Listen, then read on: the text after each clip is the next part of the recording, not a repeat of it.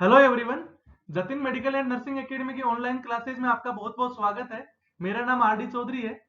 आज series of oncology की class 9 है। इसके अंदर अपन कैंसर डायग्नोस्टिक टेस्ट के बारे में बात करेंगे। कैंसर डायग्नोस्टिक टेस्ट वैसे कई तरह के होते हैं, जिनमें से अपन बायोप्सी टेस्ट के बारे में बात करेंगे। और बायोप्सी भी कई तरीके से ली जाती है, बट जो आज की अपनी क्लासेज है, इसके अंदर अपन पर्टिकुलर एक नीडल बायोप्सी टेस्ट के बारे में बात करेंगे। जैसे नीडल बायोप्सी टेस्ट क्या होता है, कितनी तरह का होता है, इसके पर्पज क्या है। तो इसी तरीके से अपन क्लास को आगे बढ़ाते हैं।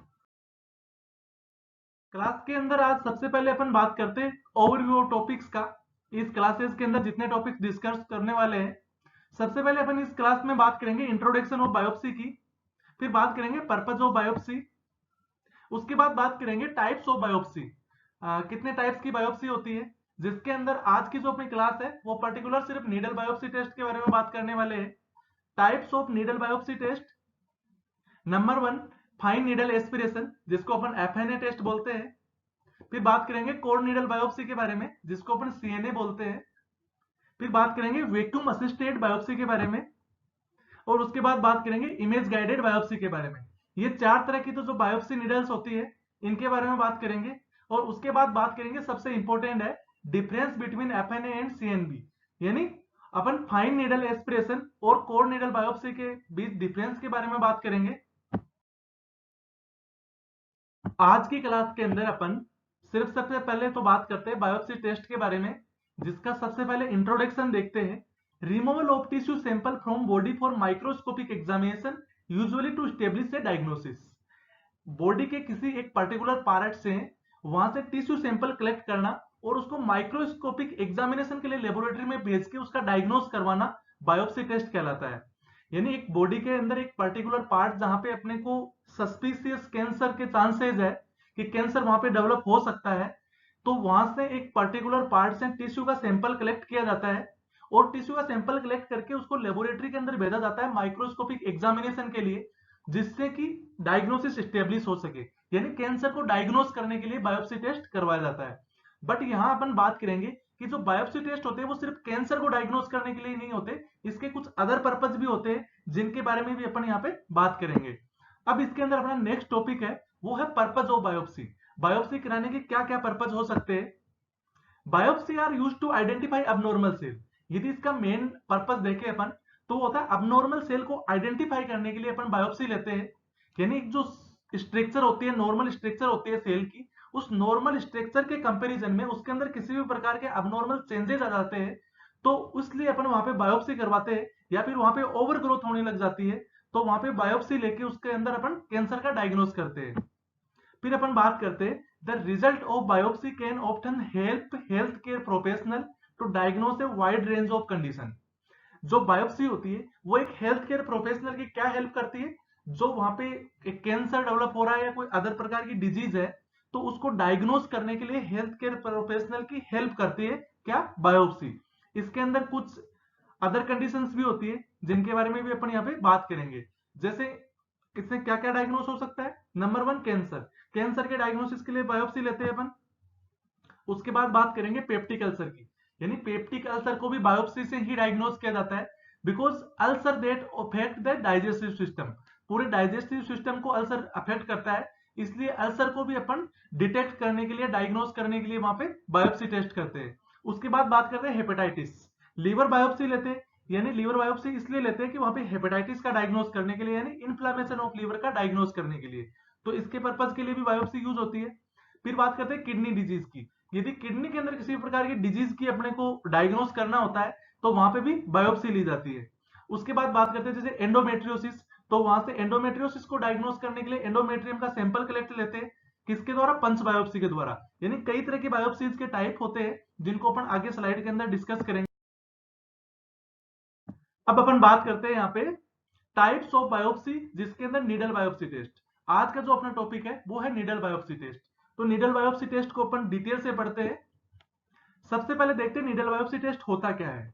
जो आपको इस सामने इमेज दिखाई दे रही है, इस इमेज के अंदर जैसे थायराइड से सैंपल कलेक्ट हो रहा है, इस इमेज के अंदर दिखाई दे रहा है एक साइड में थायराइड है और उसके साथ में दिखा रहा है नीडल है। जो नीडल क्या कर रही है, बायोप्सी नीडल है जो वहां से सैंपल कलेक्ट कर रही है। बट यहाँ पे क्या है, नोडुल्स दिखाई दे रहा है। एक बीच के अंदर राउंड शेप नोडल्स दिखाई दे रहा है और नोडल से क्या कर रहे हैं, यहाँ से बायोप्सी नीडल से बायोप्सी कलेक्ट की जा रही है। बट इसके साथ में एक ट्रांसड्यूसर लगा हुआ है, इस ट्रांसड्यूसर को अपन अल्ट्रासाउंड ट्रांसड्यूसर बोलते हैं। इसका क्या यूज होता है, इसको कई बार गाइडेड बायोप्सी लेनी होती है, एक पर्टिकुलर जो नोडल्स होता है वो बाहर से अपने को दिखाई नहीं देता, तो इसको अपन गाइड वायर के अंदर उसको अल्ट्रासाउंड यूज करते हैं। अल्ट्रासाउंड जो प्रोब होती है उसके द्वारा अपन वहां से देखते रहते हैं उसकी जो एग्जैक्ट लोकेशन, और वहां से अपन सैंपल कलेक्ट करते हैं। यानी अननेसेसरी इंजरी से प्रिवेंट करने के लिए वहां पे अल्ट्रासाउंड ट्रांसड्यूसर का यूज होता है। और अल्ट्रासाउंड ट्रांसड्यूसर के जो अब्जॉर्प्शन होता है, अब्जॉर्वेशन के अंदर वहां से अपन सैंपल कलेक्ट करते हैं। फिर अपन इसका थ्योरी की बात करते हैं।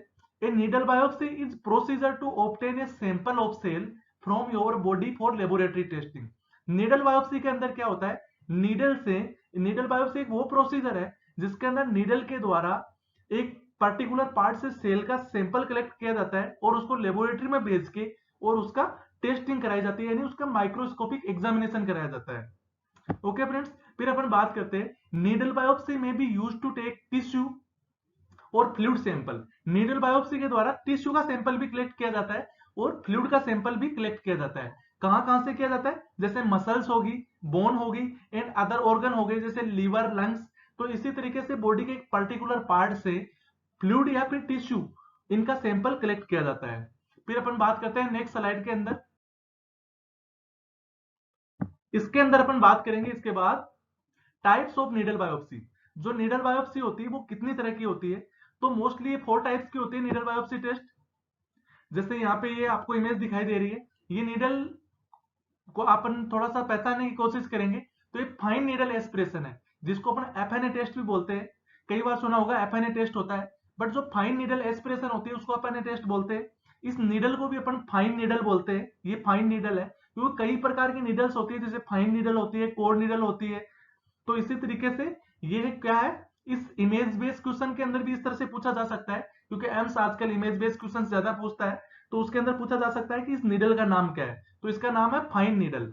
ओके फ्रेंड्स, फिर इसका थ्योरेटिकल पोर्शन अपन डिस्कस करते हैं। During fine needle aspiration a long thin needle inserted into suspicious area. Suspicious area कौन सा होता है, जहां पे अपने को सस्पेंशन है कि इस एरिया के अंदर कैंसर हो सकता है, अपने को सस्पेंशन है, वहां पे नोडल्स अपने को फील हो रहा है, या फिर वहां पे किसी टिश्यूज की ओवर ग्रोथ दिखाई दे रही है, या फिर वहां पे इन्फ्लामेशन है। तो इस कंडीशंस के अकॉर्डिंग अपने को पता लगता है कि यहाँ पे सस्पिशियस है, कैंसर डेवलप हो सकता है। तो उस कंडीशन में वहां से टिश्यू या फिर फ्लूइड कलेक्ट किया जाता है, किसके द्वारा, जो फाइन नीडल के द्वारा।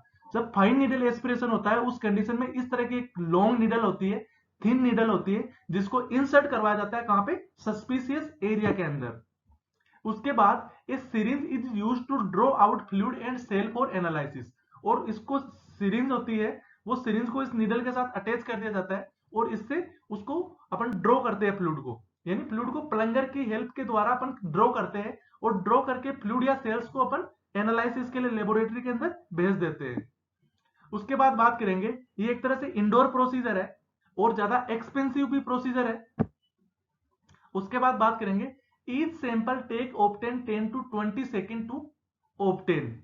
यानी जो सैंपल अपन कलेक्ट करते हैं, इस सैंपल को 10 से 20 सेकेंड के अंदर प्रत्येक सैंपल कलेक्ट करते हैं, यानी 20 सेकेंड से ज्यादा एक बार सैंपल कलेक्ट करने में टाइम नहीं लगना चाहिए। और जो कंप्लीट प्रोसेस होता है उसके अंदर 10 to 15 मिनट से ज्यादा टाइम नहीं लगना चाहिए। The whole procedure from start to finish usually take no more than 10 to 15 minute, यानी 10 से 15 मिनट से ज्यादा, 15 मिनट से ज्यादा इसके अंदर अपने को टाइम नहीं लगाना होता है। फिर अपन बात करते हैं नेक्स्ट, अब अपन नंबर 2 की बात करेंगे। टाइप्स ऑफ नीडल बायोप्सी के अंदर नंबर 2 है कोर नीडल बायोप्सी, जिसको अपन सीएनए भी बोलते हैं। कोर नीडल बायोप्सी के बारे में बात करेंगे। ये जो नीडल है उस नीडल के कंपैरिजन में थोड़ी डिफरेंट है। इसके अंदर भी अपने को इमेज बेस्ड क्वेश्चंस पूछा जाता है और इसका इमेज बेस्ड क्वेश्चंस एक बार एम्स के अंदर पूछा भी गया है, तो इसको थोड़ा सा ध्यान से देखिएगा।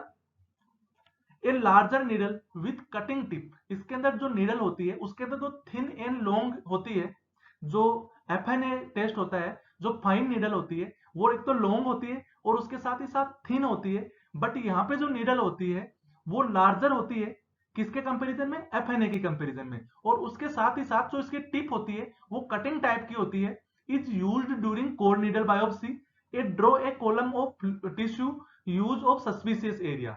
जो सस्पिशियस एरिया होता है जहां पे कैंसर डेवलप होने के चांसेस है, उस एरिया से सैंपल को कलेक्ट करने के लिए इस नीडल को इंसर्ट करवाया जाता है और उसके बाद यहां से उसको सैंपल को ड्रॉ किया जाता है। किसके द्वारा? सिरिंज की हेल्प के द्वारा वहां से सैंपल ड्रॉ करते हैं। बट जो एफएनए टेस्टिंग होती है उसके अंदर एक थोड़ा सा पार्ट, यानी टिश्यूज का नहीं होता, वहां पे सेल्स का होता है मोस्टली, तो यानी थोड़ी सी सेल्स या फिर वहां पे फ्लूइड कलेक्ट किया जाता है। बट इसके अंदर टिश्यू ऑफ कोल्यूमन यानी एक टिश्यू का एक गुच्छा, यानी एक बहुत बड़ा ग्रुप ऑफ टिश्यू यहाँ पे इससे साथ कलेक्ट कर लिया जाता है। यानी एक तरह से अपन ऐसे सोच सकते हैं कि जो एफएनए टेस्टिंग होती है, एफएनए के अंदर स्मॉल सैंपल कलेक्शन होता है और जो कोर नीडल बायोप्सी होती है इसके अंदर लार्ज सैंपल कलेक्शन अपने को लिए होता है। यानी इसके अंदर जो सैंपल की क्वांटिटी होती है वो अपन ज्यादा ले सकते हैं।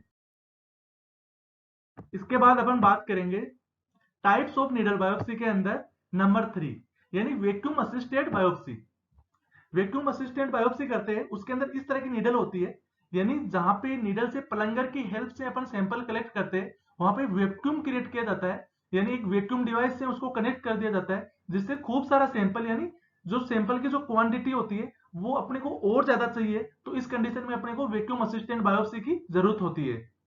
इस नीडल में भी आपको दिखाई दे रहा है कि एक पिस्टन लगा है, इसके अंदर एक रेडीमेड सीरीज आती है, इसके अंदर पिस्टन लगा है और जो इसका टिप वाला पार्ट है वो इंसर्ट कर दिया जाता है कहां पे? जो नोडल्स है उस नोडल्स की साइड के ऊपर जहां पे सस्पिशियस एरिया होता है वहां पे। और जो इसका इनर कैनुला है, इस इनर कैनुला का जो एंड पार्ट है वहां पे अपन वैक्यूम क्रिएट करते हैं, यानी वहां पे वैक्यूम डिवाइस को कनेक्ट कर दिया जाता है। फिर अपन बात करते हैं इसकी थ्योरेटिकल पोर्शन की। During vacuum assistant biopsy a suction device increase the amount of fluid and cells that is extracted through the needle। कई बार अपन नीडल बायोप्सी लेते हैं तो जो एफएनए और जो कोर नीडल बायोप्सी होती है उसके अंदर जब सैंपल कलेक्ट करते हैं तो कई बार जो सेल्स और टिश्यू होते हैं वो वहां पे इस तरह से चिपके हुए रहते हैं कि वहां से एक्सट्रेट नहीं हो पाते। तो यहाँ पे वैक्यूम क्रिएट होने के कारण से वहां से जो टिश्यू और सेल्स होते हैं वो एक्सट्रेट होके उसके अंदर आ जाते हैं, क्योंकि वैक्यूम से पलंगर के कंपैरिजन के अंदर जो प्रेशर होता है वो थोड़ा ज्यादा लग पाता है, इसलिए वहां से वो छूट के आ जाते हैं।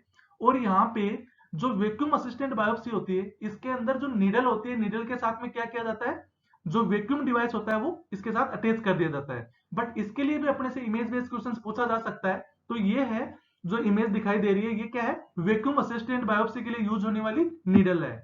फिर अपन बात करते हैं this can reduce the number of times the needle must be inserted to collect and adequate sample. इस निडल से अपने को क्या हेल्प मिलती है कि बार बार जो अपने को सैंपल कलेक्ट करने होते हैं, बार बार अपने को इंजरी करनी होती है वहां पे, वो उसके चांसेस बिल्कुल कम हो जाते हैं, क्योंकि इससे एक या दो बार के अंदर ही सैंपल जितना चाहिए होता है अपने को, एडिक्वेट सैंपल चाहिए होता है, जो क्वांटिटी चाहिए होती है वो अपने को मिल जाती है।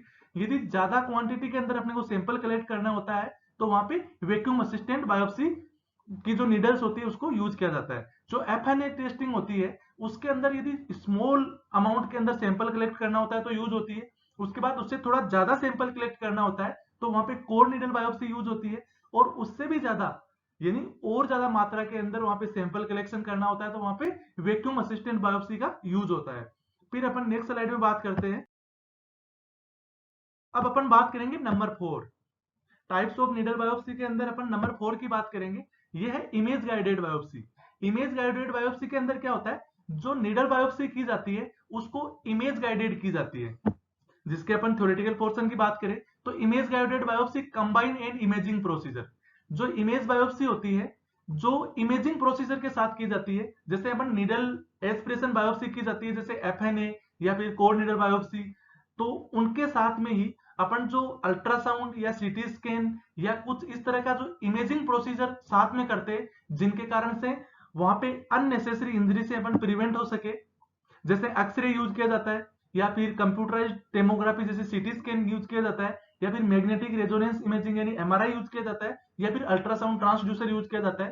तो इनकी गाइडेंस के अंदर या फिर वहां पे गाइडेड वायर जो बायोप्सी ली जाती है इसके अंदर इनको देखते हुए, जैसे अल्ट्रासाउंड ट्रांसड्यूसर होता है इसको वहां पे जो नोडुल्स होता है उस नोडुल्स की साइड पे लगा दिया जाता है और उस नोडुल्स के अंदर इसकी इमेज आती रहती है जो अल्ट्रासाउंड के अंदर, और उस नोडुल्स के ऊपर ही अपन नीडल को इंसर्ट करते हैं जिससे अपने को अननेसेसरी इंजरी से वहां पे प्रिवेंट हो सके। फिर बात करते हैं विथ ए नीडल बायोप्सी, यानी इसके अंदर जो एक्सरे, सीटी स्कैन, एमआरआई और अल्ट्रासाउंड, इनके साथ में नीडल बायोप्सी लेते हैं। फिर बात करते हैं image guided biopsy, allow to assess suspicious area that can't be felt through the skin, यानी वो वाला एरिया जो स्किन के द्वारा अपने को फील नहीं हो रहा है, यानी जहां पे नोडुल्स है वो नोडुल्स को अपन फील नहीं कर पा रहे हो बाहर से, जहां पे अपने को नीडल इंसर्ट करनी है, तो वहां पे अपने को गाइडेड बायोप्सी यानी इमेज गाइडेड बायोप्सी का यूज करना पड़ता है।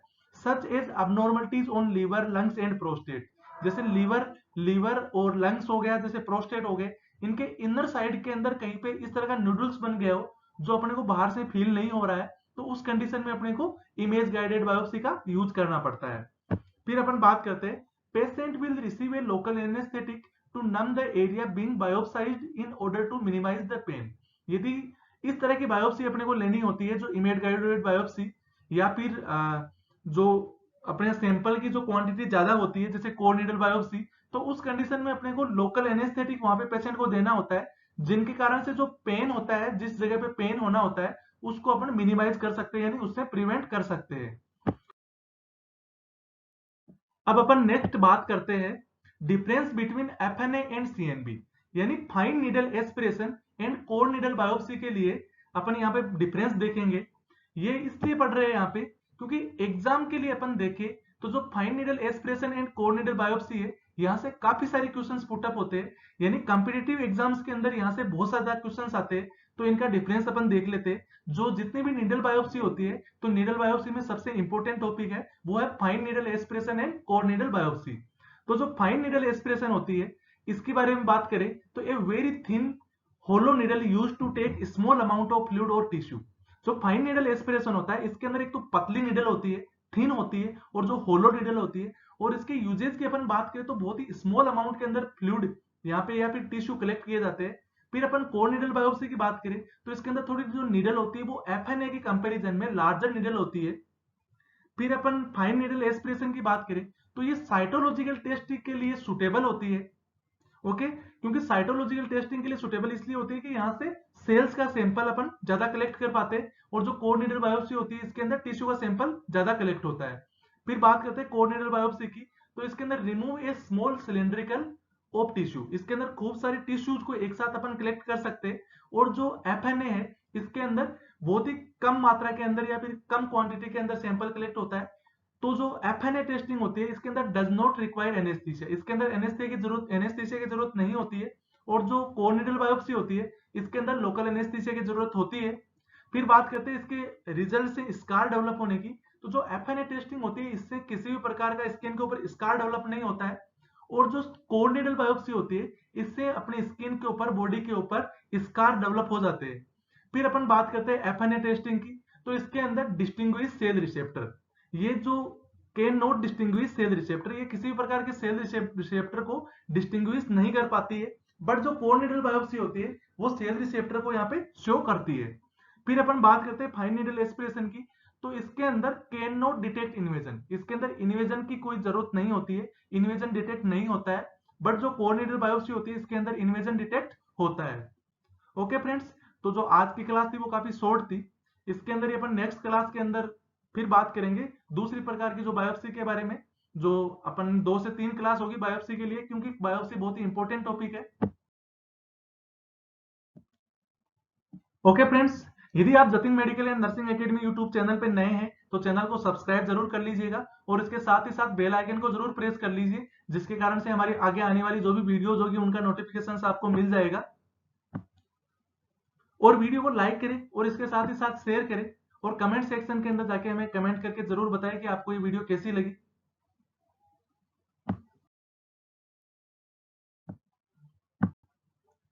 यदि आप हमारी ब्रॉडकास्टिंग सर्विस, जो व्हाट्सएप ब्रॉडकास्टिंग सर्विस है, उससे जुड़ना चाहते हैं तो अपना नाम और एड्रेस लिख के 9413722120 नंबर पे मैसेज कर सकते हैं।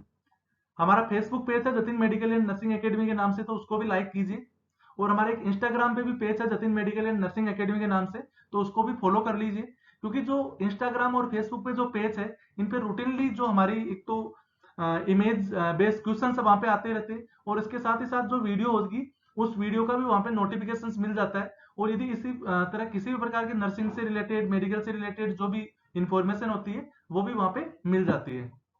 Thank you friends, bye for now and see you later. Bye bye.